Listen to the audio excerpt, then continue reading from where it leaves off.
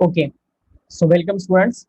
So up to last lecture, we completed some basic numericals related to the pulley system, और अभी हम इस पुlley system के एक नए वैरायटी के साथ डील करने वाले हैं आज के लेक्चर में, और वो वैरायटी रहेगा that is constant motion.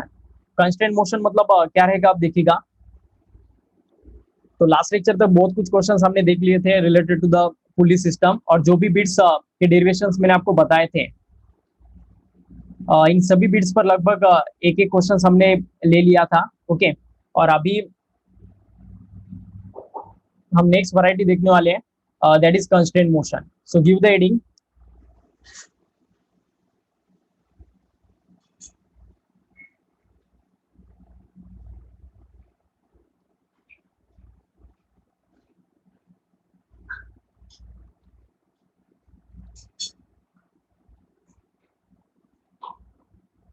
Constant motion.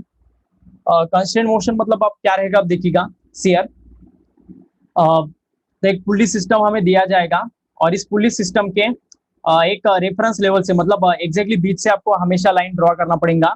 ये जो स्ट्रिंग होता है ना, जो रस्सी होता है, इस पुली सिस्टम पर हम जो टाई करते हैं, जो मासलेस वेटलेस होता है, तो इसके लेंथ से हमें कैलकुलेशन करने पड़ते हैं. ओके, तो आप देखिएगा ये मास m2 रहेगा, एक मास m1 रहेगा. यहाँ पर ये दो आर्म्स में पुली सिस्टम के मास है, और इस पूरे पूरा जो स्ट्रिंग रहेगा ना, उसका लेंथ हम एज्यूम करते हैं, let us assume that to be length to be EL. Okay, मतलब यहाँ से लेकर यहाँ तक देखिएगा, मैं मार्क कर रहा हूँ, यहाँ से लेकर यहाँ तक ये जो रस्सी है ना, इस रस्सी का लेंथ L है. Okay, total length of this string is L, और हमें एक रेफरेंस पॉइंट लेना पड़ता है. इस पुली सिस्टम के एग्जैक्टली सेंटर से एक रेफरेंस पॉइंट लेना है, और फिर देखिएगा यहाँ से यहाँ तक ये m2 मास है, तो इस मास से इस रेफरेंस पॉइंट का जो डिस्टेंस रहेगा वो x2 रहेगा, और यहाँ से यहाँ तक का जो डिस्टेंस है वो x1 रहेगा. Is it okay? तो क्या हम मतलब अब देखिएगा x1 प्लस x2 अगर हम करते हैं तो टोटल लेंथ हमें स्ट्रिंग का मिल जाएगा. इसमें अब इतना एरर आएगा, आपको पता होगा, यहाँ से लेकर यहाँ तक का जो मतलब लेंथ है ना, उतना एरर आ सकता है, तो उस लेंथ को हम C एज्यूम करते हैं. तो टोटल लेंथ कैसे मिलेगा मुझे बताओ. Total length L in terms of x1 x2 कैसे आएगा, बोलो बच्चों, आंसर दो मुझे इसका. Total length L is the addition of which factors, x1 plus x2 plus C. Right answer है x1 plus x2 plus C is equal to L रहेगा. यही हमें चाहिए. अब देखिएगा x1 plus x2 plus C is equal to L रहेगा. अब ये C मतलब ये कांस्टेंट लेंथ रहता है. देखिएगा जब हम इस सिस्टम को फ्री करने वाले हैं, मतलब पहले तो हम इन दो मासेस को सपोर्ट देने वाले हैं ताकि ये सिस्टम हिले ना, और जैसे हम इस सिस्टम को छोड़ने वाले हैं तो एट दैट टाइम डेफिनेटली एक मास ज्यादा होगा, एक मास कम होगा. हम एज्यूम करते हैं कि m2 का मास ज्यादा है, तो ये m2 नीचे जाएगा, और उतने ही एक्सेलरेशन से m2 क्या होने वाला है, ऊपर जाने वाला है. जिस एक्सेलरेशन से m1 नीचे जाने वाला है, उतने ही एक्सेलरेशन m2 से उतने एक्सेलरेशन से m2 क्या होने वाला है, ऊपर जाने वाला है. Is it okay? तो अब वक्त के साथ कौन कौन चेंज होने वाले बताओ. जैसे जैसे वक्त चेंज, मतलब टाइम जब जैसे जैसे मतलब मैंने इस सिस्टम को फ्री टू मूव कर दिया, तो बताओ मुझे x1 x2 C और L में से कौन सा फैक्टर चेंज होगा और कौन सा फैक्टर चेंज नहीं होगा, इसके बारे में मुझे बताओ. वक्त के साथ कौन चेंज होगा और कौन चेंज नहीं होगा, इसका आंसर बताओ.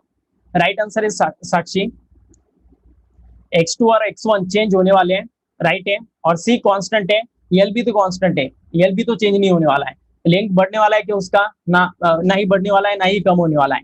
लेकिन ये जो x1 x2 है ना, ये डेफिनेटली एक ज्यादा होने वाला है तो एक कम होने वाला है, मतलब वक्त के साथ एक बढ़ने वाला है तो एक कम होने वाला है. Is it okay? तो इस वजह से इसका अगर हम टाइम के साथ डेरिवेटिव लेते हैं ना, तो डेरिवेटिव हम उन्हीं चीजों का ले सकते हैं जो चीजें टाइम के साथ चेंज होती है. जो चीजें कांस्टेंट होते हैं उसका डेरिवेटिव तो आपको पता है 0 आता है. जैसे मैं अगर 2 का डेरिवेटिव लेता हूँ d/dt ऑफ 2, तो इसका आंसर तो 0 आता है, क्योंकि 2 कांस्टेंट होता है. कांस्टेंट का डेरिवेटिव हम नहीं निकाल सकते, उसका आंसर 0 आता है. तो यहाँ पर अगर हम डेरिवेटिव लेते हैं ना हर टर्म का, ओके, लेफ्ट हैंड साइड का भी राइट हैंड साइड का भी इस इक्वेशन के, तो L इज इक्वल टू 0 आएगा, C का वैल्यू भी 0 आएगा. सिर्फ क्या आने वाला है, x1 और x2 का डेरिवेटिव आने वाला है, वो आने वाला है dx1/dt plus dx2/dt. Is it okay? Is equal to 0 0 रहेगा. अब बताओ dx1 बाई dt मतलब ही क्या है, tell me. dx1 by dt मतलब ही क्या है, v।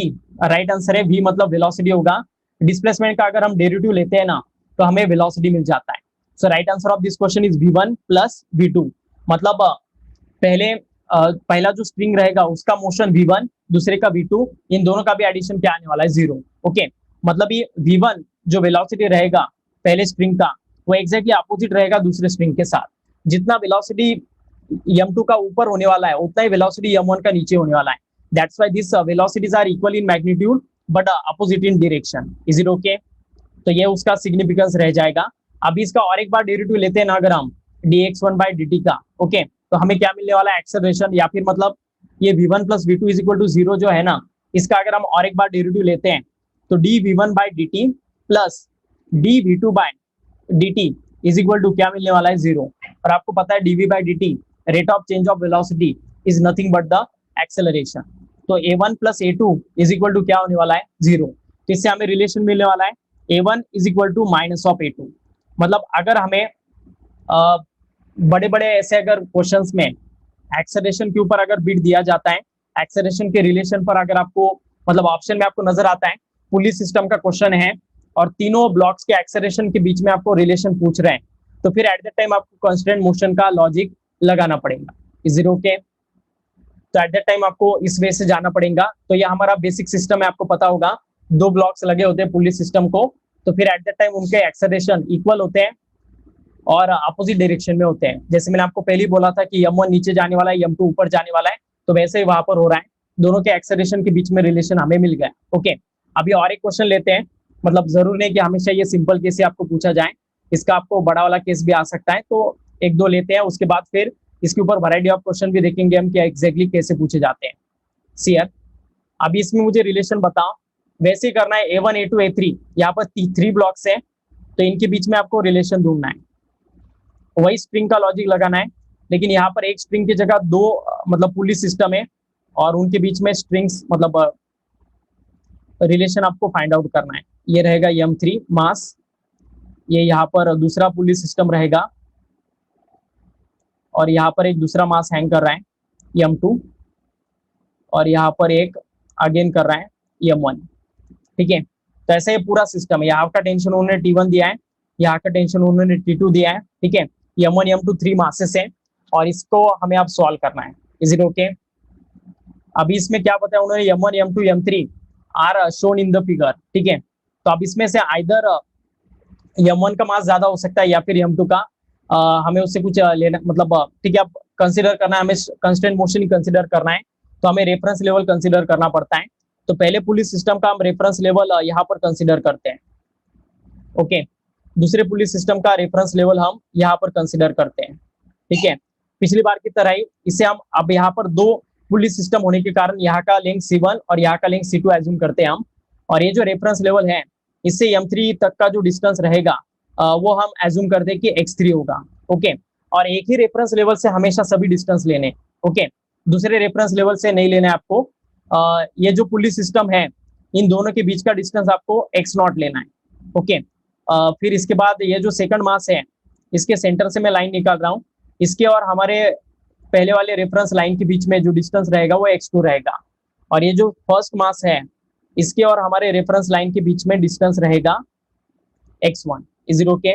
x1 x2 x0 और x3। ठीक है, अब हमें दिमाग लगाना है, मतलब वो जो इक्वेशन है वो हमें फाइंड आउट करना है। ओके, सबसे पहला इक्वेशन रहेगा फॉर द अपर स्ट्रिंग, ये जो ऊपर वाला स्ट्रिंग नजर आ रहा है। ओके, तो इसके लिए मुझे बताओ अब क्या रहेगा। अपर वाला स्ट्रिंग मतलब x0 नीचे जाएगा और x3 ऊपर जाने वाला है। ओके, तो बताओ फिर पहले स्ट्रिंग का इक्वेशन क्या रहेगा। पहले स्ट्रिंग का लेंथ हम L1 लेते हैं, दूसरे स्ट्रिंग का जो लेंथ है वो L2 लेते हैं। तो बताओ L1 इज इक्वल टू क्या आएगा, फटाफट बताओ। L1 मतलब लेंथ ऑफ फर्स्ट स्ट्रिंग है, ये कहां से कहां तक है, m3 से ऊपर से निकलने वाला है और वो जो सेकंड पुल्ली का मिड पॉइंट है ना वहीं पर एंड होने वाला है। तो ये पहला रस्सी है जिसका आपको इक्वेशन निकालना है। बताओ क्या रहेगा।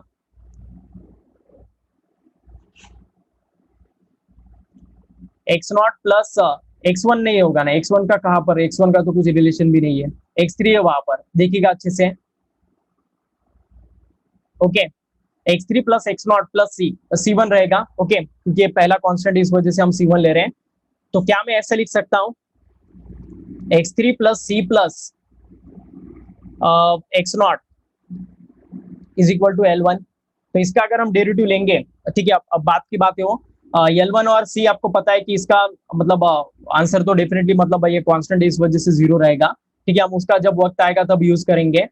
अभी देखिएगा नेक्स्ट बिट है, ये जो दूसरा स्ट्रिंग है इसके बारे में हमें वैसे ही करना है। तो बताओ आप, ये जो मतलब सेकंड स्ट्रिंग के लिए हमें करना है, तो सेकंड स्ट्रिंग के लिए यहां से लेकर यहां तक का डिस्टेंस कितना रहेगा, बताओ ये डिस्टेंस कितना आएगा।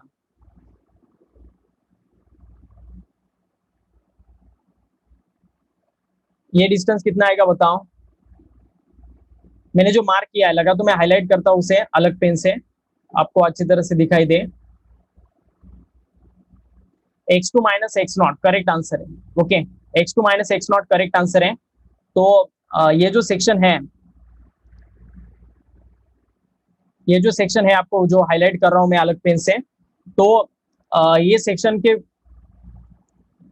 का लेंथ अच्छे से देखिएगा। x2 में से अगर हम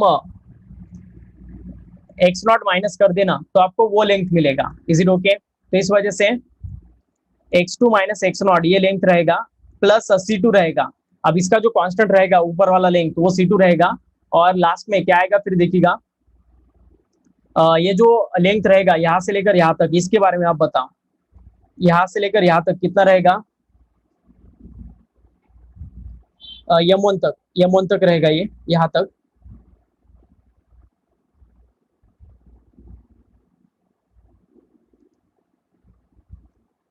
तो ये डेफिनेटली x1 माइनस x0 रहेगा। Is it okay?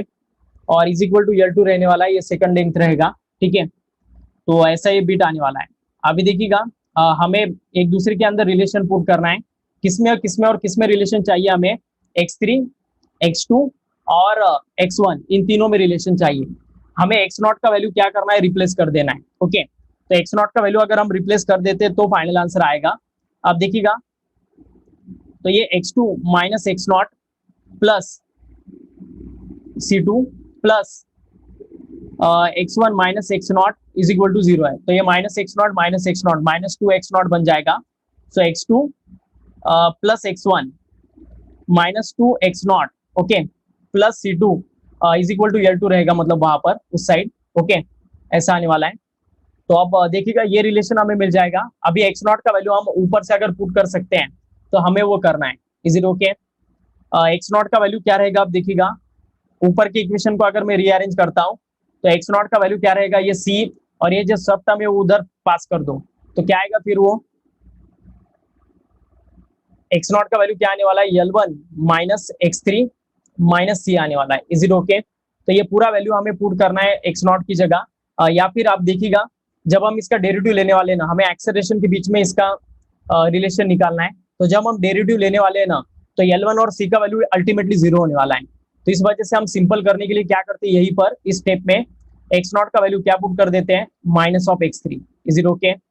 ये समझ में आ गया सभी को क्यों किया मैंने, कैसे किया?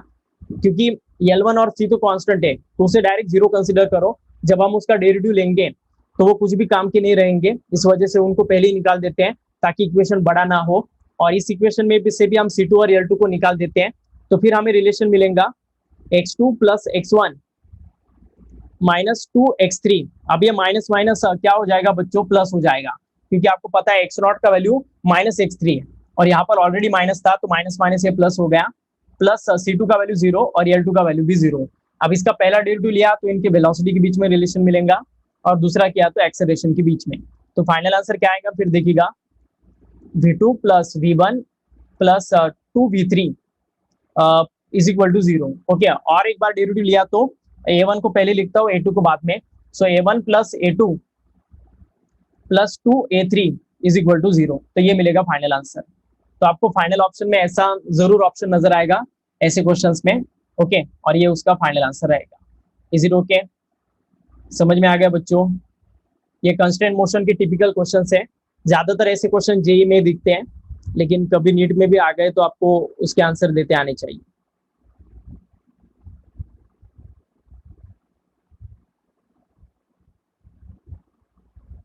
Is it okay?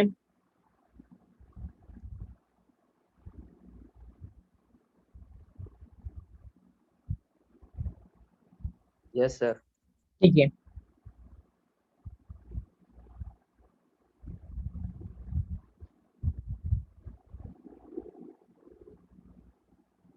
तो ऐसे आपको रेफरेंस पॉइंट लेने हैं और फिर उन रेफरेंस पॉइंट को ही डील करके फाइनल आंसर आपको निकालना है। ओके, जो स्ट्रिंग चेंज होगा उसी के बारे में हमें देखना है। ठीक है, और भी इसकी वैरायटी है लेकिन अभी टाइम कम है, तो कल जब हम लेक्चर स्टार्ट करेंगे तो इसी कंस्टेंट मोशन पर मैं कुछ वैरायटी ऑफ क्वेश्चन लेकर आऊंगा, उनको पहले हम सॉल्व करेंगे और उसके बाद फिर हम नेक्स्ट सेक्शन की ओर जाएंगे।